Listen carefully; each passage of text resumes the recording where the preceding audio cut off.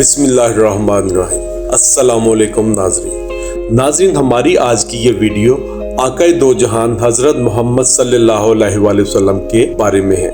तो आज की इस वीडियो का आगाज आपके इस फरमान से शुरू करते हैं। हज़रत मोहम्मद सल्लल्लाहु अलैहि वसल्लम का फरमान है, अगर किसी इंसान में 99 बुराइयां हों और इसमें एक अच्छाई हो तो उसकी बुराइयों को नहीं बल्कि इसकी एक अच्छाई को बयान करो। हज़रत इब्राहीम अलैहिस्सलाम के बेटे हज़रत इस्माइल अलैहिस्सलाम के 12 बेटे थे। इनकी नस्ल इस कदर हुई कि मक्का मुकर्रमा में ना समा सके और पूरे हिजाज में फैल गई। इनकी एक बेटे किदार की औलाद में अदनान पैदा हुए। अदनान के बेटे माद और पोते का नाम नजार था। नजार के 4 बेटे थे, इनमें से एक का नाम मुजर था। मुजर की नस्ल में कुरैश बिन मालिक पैदा हुए। ये फाहर बिन मालिक भी कहलाए। कुरैश की औलाद बहुत हुई। इनकी औलाद मुख्तलिफ कबीलों में बट गई। इनकी औलाद से कसाई ने इक़्तिदार हासिल किया। कसाई के आगे 3 बेटे हुए, इनमें से एक अब्द मनाफ थे, जिनकी अगली नस्ल में हाशिम पैदा हुए।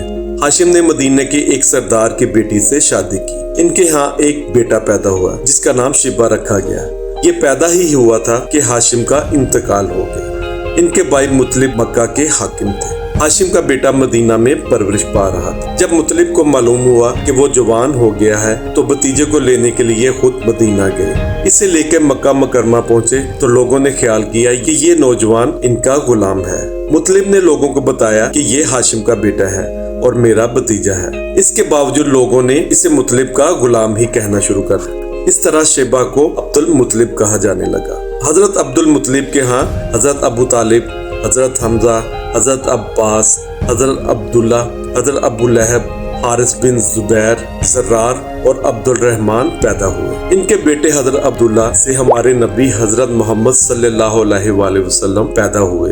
हजरत अब्दुल मुतलिब के तमाम बेटों में हजरत अब्दुल्ला सबसे ज्यादा खूबसूरत और सबसे ज्यादा पाक दामन थे। हजरत अब्दुल मुतलिब को ख्वाब में जमजम का कुआं खोदने का हुक्म दिया, यानी हजरत इस्माइल अलैहिस्सलाम के कुएं को। इस कुएं को कबीला जरहम के सरदार मजाज ने बंद कर दिया था। कबीला जरहम के लोग इस जमाने में मक्का के सरदार और बैतुल्लाह के निगरान थे। उन्होंने बैतुल्लाह की बेरहमती शुरू कर दी। इनका सरदार मजाज बिन अमर था। वो अच्छा आदमी था। इसने अपने कबीले को समझाया कि बैतुल्लाह की बेहरमती ना करो। जब मजाज ने देखा कि इन पर कोई असर नहीं होता तो कौम को इनके हाल पर छोड़कर वहां से जाने का फैसला किया। इसने तमाम मालो दौलत और तलवारें खाना कबा से निकालकर जमजम के कुएं में डाल दी और मिट्टी से इसको बंद कर दिया। कुआं इससे पहले ही खुशक हो चुका था। अब इसका नामो निशान मिट गया। मुद्दतों ये कुआं बंद पड़ा रहा। इसके बाद बनु खुजा ने बनु जरहम को वहां से मारकर भगा दिया। बनु खुजा और कसाई की सरदारी का जमाना इसी हालत में गुजर गया। कुआं बंद पड़ा रहा यहाँ तक कि कसाई के बाद हजरत अब्दुल मुतलिब का जमाना आ गया। उन्होंने ख्वाब देखा। ख्वाब में उन्होंने जमजम के कुएं की जगह दिखाई गई और इसको खोदने का हुक्म दिया गया। हजरत अली अलैहिस्सलाम से रिवायत है कि हजरत अब्दुल मुतलिब ने बताया, मैं हजरत अस्वद के मुकाम पर सो रहा था कि मेरे पास एक आने वाला आया। इसने मुझसे कहा, तैयबा को खोदो। मैंने पूछा तैयबा क्या है, मगर वो कुछ बताए बगैर वहाँ से चला गया। दूसरी रात फिर ख्वाब में वही शख्स आया, कहने लगा बर्रा को खोदो। मैंने पूछा बर्रा क्या है, वो बताए बगैर चला गया। तीसरी रात अपने बिस्तर पर सो रहा था कि फिर वही शख्स ख्वाब में आया। इसने कहा मजनूना को खोदो। मैंने पूछा मजनूना क्या है, वो बताए बगैर चला गया। इससे अगली रात मैं फिर अपने बिस्तर पर सो रहा था कि वही शख्स फिर आया और बोला जमजम को खोदो। मैंने इससे पूछा जमजम क्या है। इस बारे में इसने कहा जमजम वो है जिसका पानी कभी खत्म नहीं होता, जो हाजियों के बड़े बड़े मजमुओं को सैराब करता है। हजरत अब्दुल मुतलिब कहते हैं, मैंने इससे पूछा ये कुआं किस जगह पर है।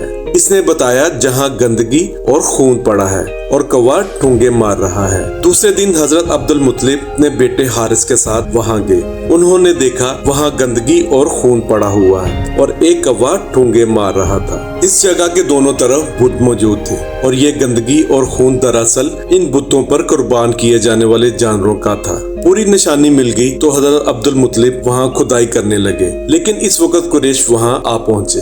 उन्होंने कहा, अल्लाह की कसम हम तुम्हें यहाँ खुदाई नहीं करने देंगे। तुम हमारे इन दोनों बुतों के दरमियान कुआं खोदना चाहते हो जहाँ हम इनके लिए कुर्बानियाँ करते हैं। حضرت عبدل مطلب نے ان کی بات سن کر اپنے بیٹے حارث سے کہا کہ تم ان لوگوں کو میرے قریب نہ آنے دینا، میں خدائی کا کام کرتا ہوں، اس لیے کہ مجھے جس کام کا حکم دیا گیا ہے میں اس کو ضرور پورا کروں گا۔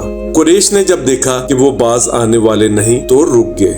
آخرکار انہوں نے کھدائی شروع کر دی۔ جلد ہی کنویں کے آثار نظر آنے لگے۔ یہ دیکھ کر انہوں نے کہا اللہ اکبر، اور پھر پکار اٹھے، یہ دیکھو یہ اسماعیل علیہ السلام کی تعمیر ہے۔ جب قریش نے یہ دیکھا کہ انہوں نے کنواں تلاش کر لیا تو ان کے پاس آ گئے اور کہنے لگے، عبدالمطلب اللہ کی قسم یہ ہمارے باپ اسماعیل کا کنواں ہے اور اس پر ہمارا بھی حق ہے، اس لیے ہم اس میں تمہارے ساتھ شریک ہوں گے۔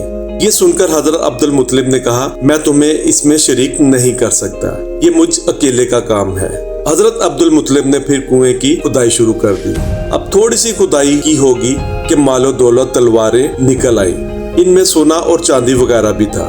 یہ مال و دولت دیکھ کر قریش کے لوگوں کو لالچ نے آ گھیرا۔ انہوں نے حضرت عبدالمطلب سے کہا، اے عبدالمطلب اس میں ہمارا بھی حصہ ہے۔ ان کی بات سن کر حضرت عبدالمطلب نے کہا، نہیں اس میں تمہارا کوئی حصہ نہیں، تمہیں انصاف کا طریقہ اختیار کرنا چاہیے۔ حضرت عبدالمطلب نے کعبہ کے دروازے کو سونے سے سجا دیا۔ حضرت عبداللہ علیہ السلام قریش میں سب سے زیادہ حسین تھے۔ ان کا چہرہ روشن ستارے کی مانند تھا۔ قریش کی بہت سی لڑکیاں ان سے شادی کرنا چاہتی تھیں، مگر حضرت عبداللہ کی شادی حضرت بی بی آمنہ سلام اللہ علیہ سے ہوئی۔ شادی کے وقت حضرت عبداللہ کی عمر 18 سال تھی۔ ان کی شادی حضرت آمنہ سے ہوئی۔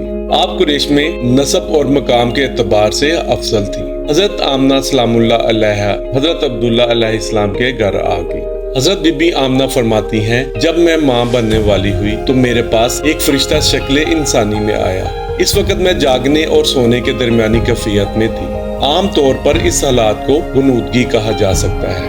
اس نے مجھ سے کہا، کیا تمہیں معلوم ہے کہ تم اس امت کی سردار اور نبی کی ماں بننے والی ہو؟ اس کے بعد پھر وہ اس وقت آیا جب نبی کریم صلی اللہ علیہ وآلہ وسلم پیدا ہونے والے تھے۔ اس مرتبہ اس نے کہا، جب تمہارے ہاں پیدائش ہو تو کہنا میں اس بچے کے لیے اللہ کی پناہ چاہتی ہوں، ہر حسد کرنے والے کی شر اور برائی سے۔ پھر تم اس بچے کا نام محمد رکھنا، کیونکہ اس کا نام تورات میں احمد ہے۔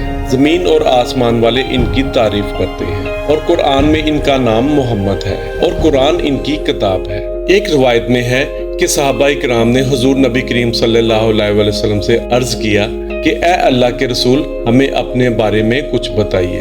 آپ صلی اللہ علیہ وآلہ وسلم نے ارشاد فرمایا، میں اپنے باپ ابراہیم کی دعا ہوں اور اپنے بھائی عیسیٰ کی بشارت ہوں اور خوشخبری ہوں۔ جب میں اپنی والدہ کے شکم میں آیا تو انہوں نے دیکھا گویا ان سے ایک نور ظاہر ہوا، جس سے ملک شام میں بصرہ کے محلات روشن ہو گئے۔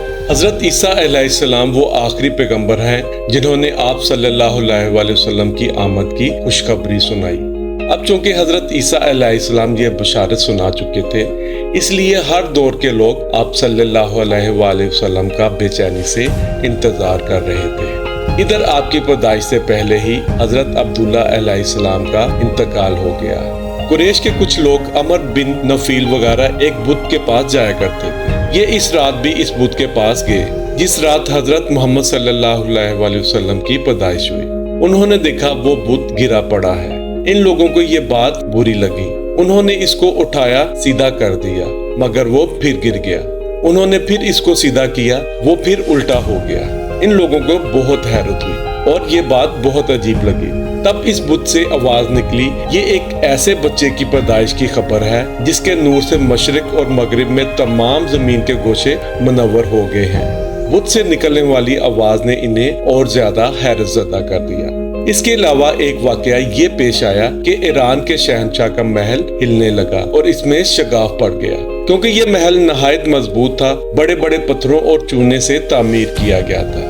اس واقعے سے پوری سلطنت میں دہشت پھیل گئی۔ آپ صلی اللہ علیہ وآلہ وسلم کے پیدائش پر ایک واقعہ یہ پیش آیا کہ فارس کے تمام آتش کدوں کی آگ بجھ گئی جس کی وہ پوجا کیا کرتے تھے۔ پیدائش کے 7ویں دن حضرت عبدالمطلب علیہ السلام نے اپنے پوتے جناب حضرت محمد صلی اللہ علیہ وآلہ وسلم کا عقیقہ کیا اور نام محمد رکھا۔ عربوں میں اس سے پہلے یہ نام کسی کا نہیں تھا۔